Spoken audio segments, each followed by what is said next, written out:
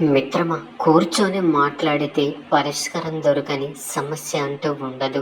ఆ మాటలు పోట్లాడేలా ఉండాలా, పరిష్కారం దొరికేలా ఉండాలా అనేది మన చేతుల్లోనే ఉంటుంది మిత్రమా.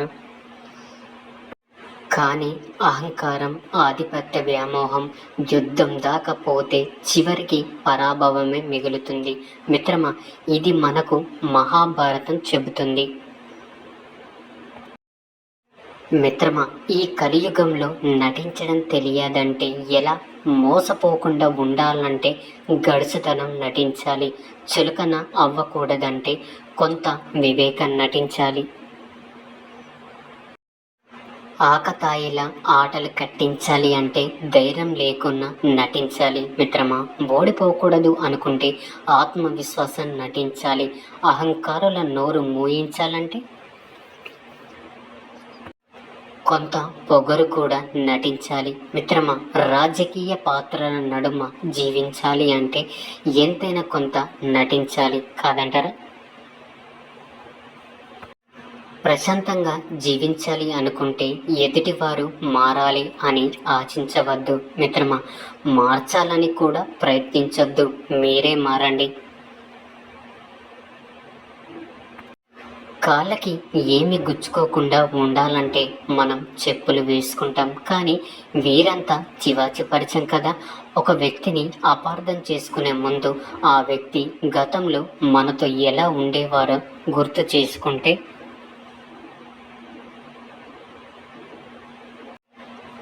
నిజాలు అర్థమవుతాయి మిత్రమా. ఒక్కోసారి మన కళ్ళే మనల్ని మోసం చేస్తాయి. అందుకే గతాన్ని ఎప్పుడు కూడా మర్చిపోవద్దు మిత్రమా. మానవ సంబంధాలు అన్నీ కూడా ఆర్థిక సంబంధాలే. ఈ లోకంలో డబ్బు లేకుండా బ్రతకవచ్చు అనుకోవడం ఆత్మవంచన అవుతుంది మిత్రమా. డబ్బు లేకుండా ఏ వ్యవస్థ పని చెయ్యదు. డబ్బును బట్టే మానసిక స్థితి కూడా మారుతుందని గుర్తుంచుకో మిత్రమా. ఏడిస్తే ఈశ్వరుడు వస్తాడో రాడో తెలియదు, కానీ ఒక్కసారి నవ్వి చూడు, ఈసతో ఎంతమంది వస్తారో ఆ నవ్వుని పోగొట్టడానికి కదంటారా. ముఖంపై చేదుగా మాట్లాడేవారు ఎప్పుడు మోసం చెయ్యరు. భయపడవలసింది తీయగా మాట్లాడే వారితోనే. మనసులో అసూయ పెంచుకుంటారు, సమయం వచ్చినప్పుడు మారిపోతారు. అద్దం బలహీనమైనదే, కానీ నిజాన్ని చూపడంలో ఎప్పుడు కూడా భయపడదని గుర్తుంచుకో మిత్రమా. అడవిలో ఏనుగు చాలా పెద్ద జంతువు, జిరాఫీ చాలా పొడవైనది, నక్క చాలా తెలివైనది, చిరుత వేగంగా పరిగెత్తగలదు. ఈ గుణాలు ఏమీ లేకపోయినా సింహమే అడవికి రాజు. ఎందుకు? ఒకటి, సింహానికి తెగువ, సాహసం, ఆత్మవిశ్వాసం ఎక్కువ. రెండు, తనను ఎవరు ఎదిరించలేరని ధైర్యం కూడా ఎక్కువ. మూడు, రిస్క్ తీసుకునే తత్వం దానిది. నాలుగు, ఆహారం ఏదైనా తన కోసమే అనుకుంటుంది. ఐదు, ఏ అవకాశాన్ని కూడా వదులుకోదు. కాబట్టి మీకు ఏనుగుల పెద్ద శరీరం ఉండవలసిన లేదు, జిరాఫీల పొడవుగా ఉండనవసరం లేదు.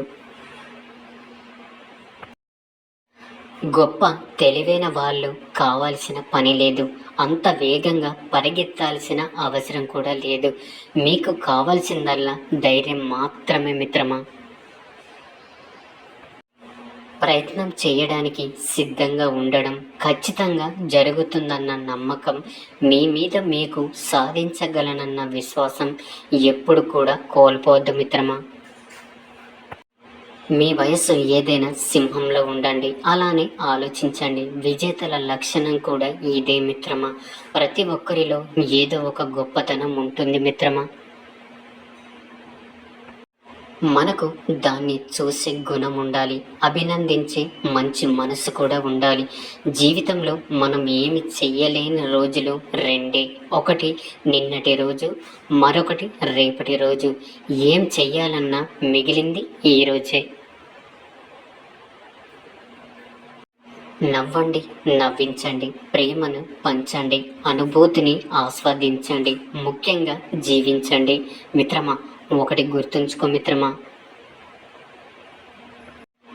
గ్యారంటీ లేని జీవితానికి కోపం, అహంకారం, అసూయ ఎందుకు? బ్రతికిన 4 రోజులు నలుగురితో బ్రతకాలి. పోయేటప్పుడు డబ్బు, హోదా ఇవేవి కూడా మనతో రావు కదా మిత్రమా. జీవితంలో వచ్చే ప్రతి సమస్యను ఒక ఆటగా తీసుకొని పరిష్కరించుకోవాలి. గెలిస్తే ఆనందం వస్తుంది, ఓడితే అనుభవం వస్తుంది. గెలుపు గర్వానికి పునాది వేస్తే ఓటమి తెలివికి పునాది వేస్తుంది. రెక్కలు వచ్చాయి కదా అని ఆకాశమంతా నాదే అనుకోకూడదు. రెక్కలు అలిశాక దిగాల్సింది నేల మీదే కదా.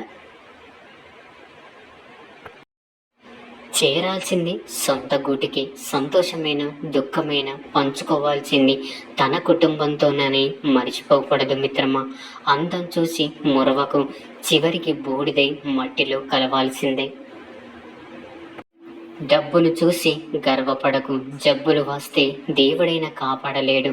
తోటి వారిని అవమానించొద్దు, సమయం వస్తే వారి కాలి గోటికి కూడా సరిపోవు. అందరు ఉన్నారని అహంకారపడకు, చివరకు నిన్ను మోసేందుకు నలుగురిని సంపాదించుకో మిత్రమా. తెలుగు 2 చెవులు ఒకే శబ్దాన్ని వింటాయి.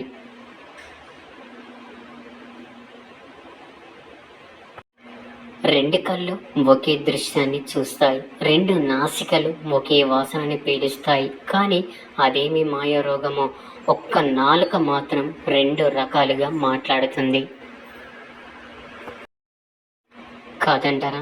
జీవితం నీది, కష్టం నీది, గెలుపు ఓటమి నీది. పడితే లేవాల్సింది నువ్వే, బాధను భరించాల్సింది నువ్వే, ధైర్యం చెప్పుకోవాల్సింది నీకు నువ్వే మిత్రమా. ఇతరులు కేవలం చోద్యం చూస్తారు అంతే, వీలైతే ఎగతాళి చేస్తారు. అందుకే ఎవరిని పట్టించుకోవద్దు మిత్రమా. సర్దుకుపోయే గుణం అనేది ఆ రోజుల్లో గొప్ప లక్షణం. ఇతరులు కేవలం చోద్యం చూస్తారు అంతే, వీలైతే ఎగతాళి చేస్తారు. అందుకే ఎవరిని పట్టించుకోవద్దు మిత్రమా. సర్దుకుపోయే గుణం అనేది ఆ రోజుల్లో గొప్ప లక్షణం. కానీ ఈ రోజుల్లో ఒక చేతగానితనం అయిపోయింది కాదంటారా మిత్రమా. బండలు మోయగలిగే కండబలం ఉన్నవాడి కంటే బాధ్యతను మోయగలిగే గుండె బలం ఉన్నవాడు నిజమైన బలవంతుడు కాదంటారా. తేనె తీయగా ఉంటుంది కానీ దానితో దాహం తీరదు కదా. సముద్రంలో నీరు దండిగా ఉంటుంది కానీ దానితో దప్పిక తీరదు. మన చుట్టూ మనతో చాలామంది ఉంటారు, మంచిగా మాట్లాడతారు కానీ మన కోసం ఎవరు రారు. మన బాధను మనమే భరించాలి మిత్రమా. మన బరువు కూడా మనమే మొయ్యాలి మిత్రమా. ఎలుక రాతిదైతే పూజిస్తాం, ప్రాణాలతో ఉంటే తరిమేస్తాం. పాము రాతిదైతే పాలు పోస్తాం, ప్రాణాలతో ఉంటే కొట్టి చంపేస్తాం. తల్లిదండ్రులు ఫోటోలో ఉంటే దండ వేసి దండం పెడతాం.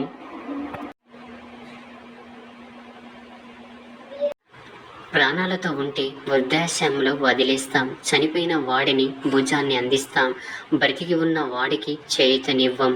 రాయిలో దైవత్వం ఉందని తెలుసుకున్నాం.